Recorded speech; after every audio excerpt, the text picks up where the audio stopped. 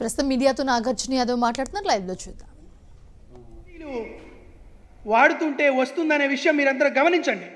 మంత్రులందరికీ కూడా మీ అందరికీ విజ్ఞప్తి చేస్తున్నా, ఈ కులహంకార జాడ్యాన్ని మనం తరిమి కొట్టాల్సినటువంటి రోజులు వచ్చినాయి. ముసలాయన రామోజీ మీకు నేరుగా చెబుతున్నాం, మిమ్మల్ని మీలాంటి పెత్తందారుల్ని బీసీ ఎస్సీ ఎస్టీ విద్యార్థులను తగలబెట్టే రోజు ఖచ్చితంగా వస్తుంది అనే విషయాన్ని మీ అందరికీ గమనిస్తున్నాం. దీంతోపాటు నిన్నొక వార్త ఏం రాశాడు, నిరుద్యోగంలో నెంబర్ 1 అంట.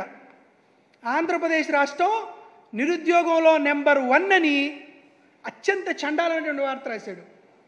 నిజంగా మీ అందరికీ చెప్తున్నాం, నిజం రాస్తే జర్నలిజం అంటారు, మరి అబద్ధం రాస్తే ఏమంటారో రామోజీరావు గారే తెలుసుకోవాలి.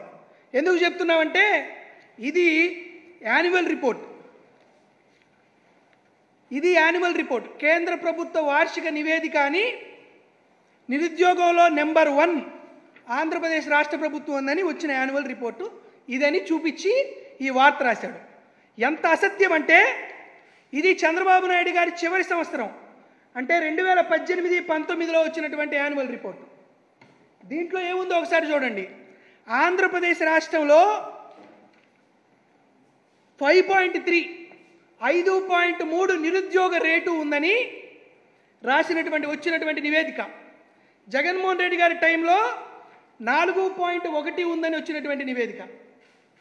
అంటే సుమారుగా 1.2% నిరుద్యోగ రేటు జగన్మోహన్ రెడ్డి గారి హయాంలో తగ్గింది. దాంతోపాటు ఇంకొకటి ఏం రాస్తారు, పట్టభద్రుల్లో 24% నిరుద్యోగత ఉందని రాశారు. చంద్రబాబు గారి టైంలో గ్రాడ్యుయేట్స్లో 27.1 నిరుద్యోగ రేటు ఉందనేటువంటి వైనం.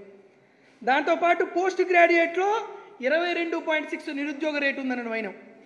క్లియర్ కట్గా కేటగారికల్గా ఇక్కడ చంద్రబాబు నాయుడు గారి హయాంలో నిరుద్యోగ రేటు అత్యంత దారుణంగా ఉందని చెప్పి జగన్మోహన్ రెడ్డి గారు వచ్చిన తర్వాత నిరుద్యోగ రేటు తగ్గుతుంది అంటే 5.3 నుంచి 4.1 దాకా జగన్మోహన్ రెడ్డి గారి హయాంలో నిరుద్యోగ రేటు తగ్గిందని ఇది కేంద్ర ప్రభుత్వం ఇచ్చినటువంటి పత్రికా ప్రకటన. ఈ ప్రకటనలో చూడండి, 2018లో 5.3 ఉన్నది క్రమంగా 4.2కి వచ్చింది. ఈ సంవత్సరం అంటే 2022-23కి 4.1 వచ్చింది. కాబట్టి ఇటువంటి అబాసుపాలయ్యేటువంటి వార్తలు, అబద్ధాలు చర్చకు జరుపుతున్నారు. దీంతోపాటు జగన్మోహన్ రెడ్డి గారి హయాంలో అవినీతి ఎక్కువ జరుగుతుందని చెప్తున్నారు. ఇది 2016లో జగన్మోహన్ రెడ్డి గారికి సంబంధించి ప్రతిపక్షంలో ఉన్నప్పుడు మేము చెప్పినటువంటి వివరాలు, దీనికి నివేదించినటువంటి కేంద్ర ప్రభుత్వ రంగ సంస్థ NCAR స్టేట్ ఇన్వెస్ట్మెంట్ పొటెన్షియల్ ఇండెక్స్లో చంద్రబాబు నాయుడు గారి ప్రభుత్వంలో 74.3% అవినీతి ఉంది.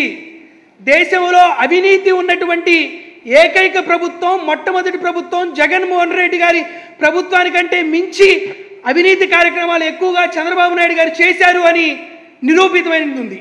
వీరు తిరిగి జగన్మోహన్ రెడ్డి గారు అవినీతి చేస్తున్నారని చెప్తున్నారు.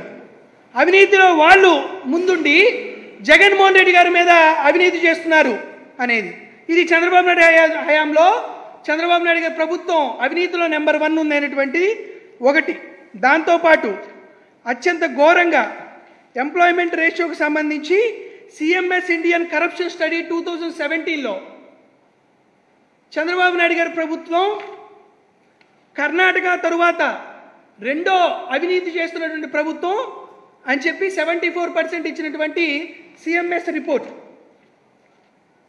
సో ఇలా తన ముందు అన్ని రకాలైనటువంటి అవకాశాలు ఇవన్నీ ఉన్న తర్వాత జగన్మోహన్ రెడ్డి గారు నిరుద్యోగతనం పారదోలాలని, నిరుద్యోగులకు